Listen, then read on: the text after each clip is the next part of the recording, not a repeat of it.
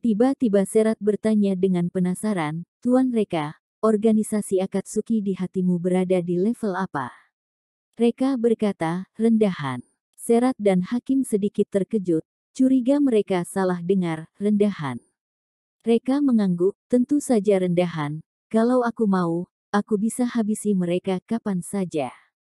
Serat dan Hakim kebingungan. Grup Akatsuki adalah perusahaan pembunuh terbesar di provinsi lokal, bisnisnya tersebar di kedua sisi selat, bahkan di luar negeri. Serat yang bos besar di hadapannya hanyalah seorang keroco. Tapi di mata Reka, malah rendahan, bahkan dapat menghancurkannya sesuka hati. Apa asal-usul Reka ini? Serat dan Hakim sadar, mereka terlalu meremehkan kemampuan Reka. Pada saat yang sama mereka sangat penasaran, kenapa dewa seperti ini tinggal di kota Geffen. Reka berkata, kalian lakukan saja sesuai dengan rencana awal. Serahkan organisasi Akatsuki padaku. Serat dan Hakim, baik. Underworld Provinsi Omada, yang telah beroperasi dengan stabil selama beberapa dekade, tiba-tiba diguncang oleh sebuah berita. Serat meninggal. Serat yang menjabat di posisi teratas di Underworld Provinsi Omada, mati mendadak dalam semalam. Untuk sesaat, Underworld Provinsi Omada tidak memiliki pemimpin, semuanya dalam kekacauan. Belakangan, tersiar kabar kematian Serat berkaitan dengan Reka. Ini membuat semua orang di Underworld panik dan dalam bahaya. Dulu masih ada Serat yang membantu mereka menahan tekanan dari Reka, tapi sekarang Serat mati di tangan Reka. Kekuatan Reka pasti akan segera menekan mereka.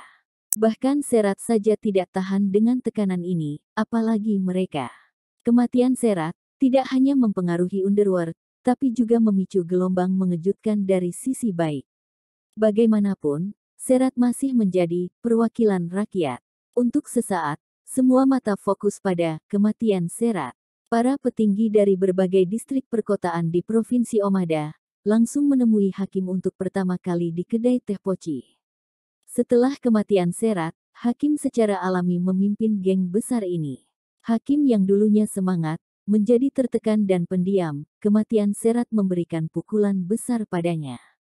Pimpinan ketiga, seorang petinggi ibu kota Provinsi Ganyu berbicara, Tuan kedua panggilan Hakim beritahu saudara-saudara kematian Serat ada hubungan dengan si Reka tidak. Hakim menggelengkan kepala, tidak tahu. Jawaban ambigu ini membuat semua orang merasa bingung dan berbisik. Sepemahaman mereka tentang Hakim, Hakim mengatakan, tidak tahu, kemungkinan besar itu berterkaitan dengan Reka. Kemampuan Reka yang luar biasa, membuat semua orang ketakutan.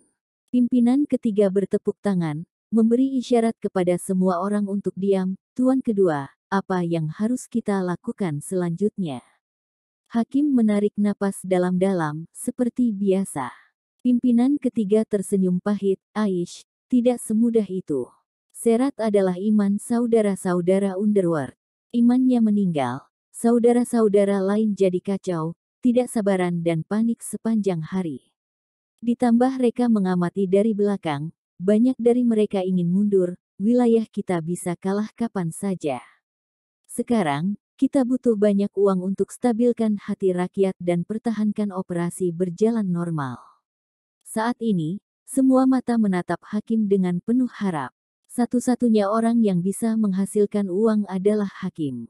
Ada uang, semua seperti biasa, tidak ada uang tinggal dikalahkan. Hakim mendesah lagi, kalian juga tahu, semua uang Serat ada di Bank Underworld. Kematian mendadak Serat tidak tinggalkan wasiat. Aku juga tidak tahu uangnya simpan di mana, apalagi ditarik. Semua orang putus asa. Tidak ada uang, hanya bisa menunggu dikalahkan. Pimpinan ketiga menarik napas dalam-dalam, semuanya. Aku punya ide, tapi tidak tahu pantas tidak mengatakannya. Hakim, katakanlah. Pimpinan ketiga, bukankah Reka ingin menjadi pemimpin kita? Biarkan saja dia jadi pemimpin. Dengan kemampuannya, seharusnya tidak sulit stabilkan aset kita. Setelah aset kita stabil, baru diam-diam kumpulkan kekuatan, cari kesempatan bunuh dia. Tiba saatnya jadikan tetua kedua pemimpin, bukankah itu sangat indah? Begitu kata-kata ini diucapkan, seseorang segera keberatan, mimpi saja. Reka itu musuh kita, bahkan pembunuh Serat. Tidakkah kita merasa bersalah pada Serat dan diri sendiri bertekuk lutut padanya? Namun, beberapa orang setuju, aku pikir saran pimpinan ketiga sangat bagus. Seorang pria hebat tahu kapan harus menyerah dan kapan tidak, kita hanya menyerah sementara pada Reka. Selesai manfaatkan Reka, kita gulingkan pemerintahannya, tiba saatnya kita masih jadi penguasa aset ini. Untuk sesaat, situasi terbelah menjadi dua kubu. Satu kubu setuju menyerah sementara untuk Reka, kubu lain bersumpah sampai mati tidak akan bertekuk lutut. Hakim terus diam. Dia sedang menunggu. Menunggu peran protagonis muncul. Hingga akhirnya ada gerakan di luar pintu, suara langkah kaki yang serentak, dengan cepat mendekat. Pong! Pintu tiba-tiba ditendang terbuka, dan tentara dengan senjata menerobos masuk. Begitu mereka masuk, langsung mengepung banyak orang. Pemimpin pasukan ini adalah petugas Sabre. Melihat pasukan ini, semua orang menjadi lebih cemas dan bangkit satu persatu. Hakim pura-pura tenang, tidak tahu ada gerangan apa Tuan Shanks tiba-tiba datang kemari. Shanks mendengus, Tuan Serat berstatus bangsawan, kematiannya yang tidak jelas beri pengaruh besar. Kasus ini diambil alih oleh Departemen Militer. Aku datang untuk menyelidiki masalah ini atas perintah Departemen Militer. Dia melirik orang-orang di tempat kejadian, dan berkata, kalian kotor, aku curiga masalah ini ada kaitannya dengan kalian, jadi silakan ikut kami untuk penyelidikan. Semua orang putus asa. Pada saat khusus ini, kalau mereka ditangkap, konsekuensinya akan menjadi bencana. Kalau pemimpin ditangkap, anak buah pasti akan melarikan diri, pohon besar akan runtuh dan aset pasti hancur. Mereka semua menatap Hakim dengan mata sedih. Hakim buru-buru berkata, Tuan Shanks, aku jamin dengan nyawaku, mereka bersih. Hargai aku, dan juga hargai Tuan Serat, jangan persulit mereka. Shanks tersenyum menghina, hargai. Hakim, kamu tidak pantas bicara menghargai di depanku. Adapun Serat, dia sudah mati, hargai untuk apa?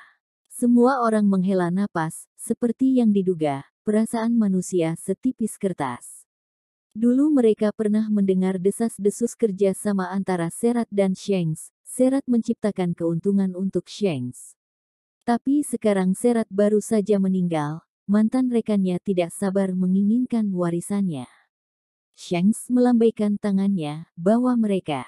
Anak buahnya Shanks segera maju, menahan semuanya.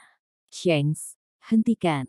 Pada saat kritis ini, teriakan marah tiba-tiba datang dari luar pintu. Semua orang sedikit tercengang. Siapa yang berani memanggil nama Shanks, bahkan memerintahkan dia untuk berhenti? Semua orang memandang ke arah itu dengan penasaran. Sesosok cahaya melintas ke dalam ruangan. Pada pandangan pertama, terlihat seperti seorang gadis dengan fitur yang cantik, kulit putih dan sosok yang indah. Tapi setelah dilihat lebih dekat, terlihat sedikit maskulin, mengenakan setelan jas ramping kecil dengan poni diagonal netral, sikapnya menunjukkan keberanian seorang pria. Semua orang tidak bisa memastikan jenis kelaminnya untuk sementara waktu. Kalau diposisikan sebagai seorang gadis, penampilannya yang indah dan tubuhnya yang ramping sangat luar biasa di antara para gadis. Kalau diposisikan sebagai laki-laki, wajahnya yang putih kecil dan tampan, lebih menawan dibanding grup idola laki-laki. Sedikit mirip dengan Vanessa Angel yang bertemperamen unik. Semua orang yakin mereka tidak mengenalnya dan untuk apa dia datang.